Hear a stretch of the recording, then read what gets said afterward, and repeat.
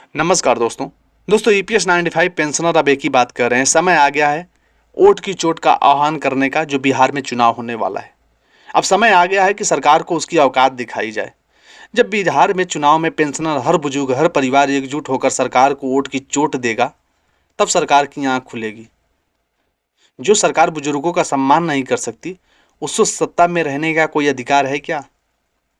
हर गांव, हर मोहल्ले, हर घर में यह बात पहुंचाना पड़ेगा। न पेंशन न वोट।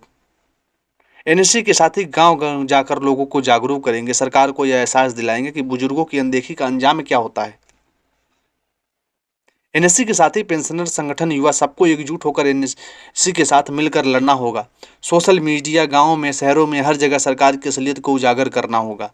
ईपीएफओ के अधिकारियों की संवेदनहीनता को सबके सामने लाना होगा।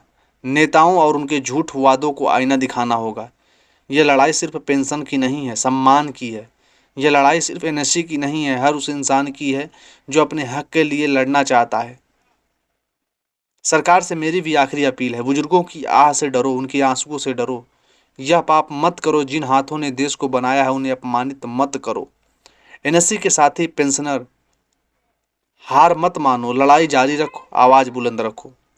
आज अगर सरकार नहीं चेती तो कल इतिहास उसे कभी माफ नहीं करेगा। एनएससी के हर साथी को सलाम है जो इस लड़ाई में डटे हुए हैं। हम सब मिलकर सरकार को, ईपीएफओ को और उसके नेताओं को उसका असली चेहरा दिखाएंगे। सरकार के पास किसानों के लिए, उद्योगपतियों के लिए, नेताओं के लिए, सबके लिए वेतन है, सबके लिए पैसा है। लेकिन हमारे जो बुजुर्ग हैं, जिनका कोई चारा नहीं है, क्या उन बुजुर्गों का कोई मोल नहीं है? उनकी मेहनत, उनकी कुर्बानी, उनकी ईमानदारी का कोई सम्मान नहीं है? सरकार बार बार जो है सुप्रीम कोर्ट का हवाला देती है, लेकिन कोर्ट के आदेश को लागू नहीं करती। एनएससी के साथी दिल्ली में धरना देते हैं, सरकार में मंत्री हैं, सिर्फ चाय पिलाते हैं, समाधान अभी तक नहीं किए। आज जो युवा ईपीएफओ में पैसा जमा कर रहा है, वे सोच ले, कल तुम्हारी भी यही हालत होगी। सरकार और ईपीएफओ सिर्फ वादे करेंगे, हक देने में टालमटोल करेंगे। जब तक संगठित होकर आवाज़ नहीं उठाओगे, तब तक तुम्हें यही अपमान जो है मिलेगा। आज एनएससी के साथी लड़ रहे हैं, कल तुम्हें भी लड़ना पड़ेगा। इसीलिए आज ही से जगो, सरकार और ईपीएफओ के खिलाफ आवाज़ उठाओ, नहीं तो तुम्हारा भी बुढ़ापा आएगा। आंसू और अपमान में जो है ये दिन रात बीतने वाली है। मेरे सामने बैठे कई साथी ऐसे हैं जिनकी आंखों में आंसू है। कोई दवा के लिए तरस रहे हैं, तो कोई बच्चों की शादी के लिए, कोई कर्ज में डूबा है। कोई बिजली का बिल भरना है, तो किसी को गहने गिरवी रखने हैं, किसी को कुछ भी करना है। क्या यही उस मेहनत का फल है जिन्होंने देश के लिए जान दी है, देश के लिए लड़ा है, देश के लिए खड़ा हुआ है? कई एनएससी के साथी लड़ते लड़ते इस दुनिया से चले गए। परिवार आज भी न्याय की आस में है। कितनों ने आत्महत्या कर ली, कितनों ने बीमारी से दम तोड़ दिया। लेकिन सरकार के लिए ये सब आंकड़े हैं, इंसान नहीं। नेता मंच पर आते हैं, एनएससी के आंसू पोंछते हैं, लेकिन सत्ता में आते ही उनकी संवेदनाएं मर जाती हैं।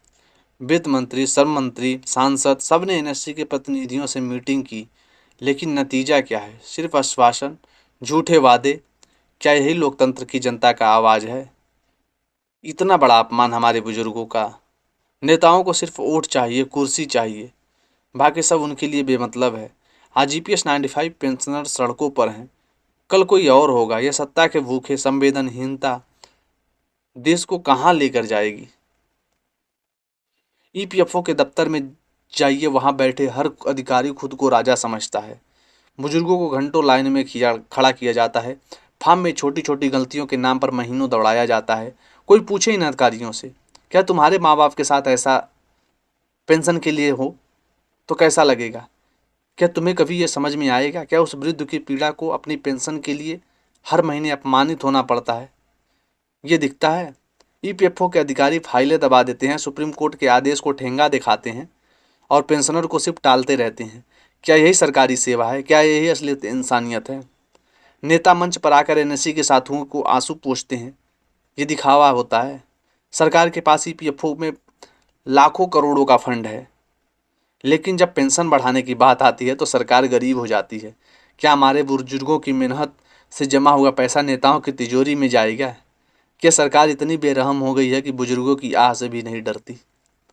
हर चुनाव में नेता आते हैं, बुजुर्गों के पैर छूते हैं, एनएससी के मंच पर आकर वादा करते हैं हम ईपीएस 95 पेंशन बढ़ाएंगे, बुजुर्गों को न्याय दिलाएंगे, लेकिन चुनाव जीतने के बाद सब कुछ भूल जाते हैं। सवाल उठता है कि मंत्री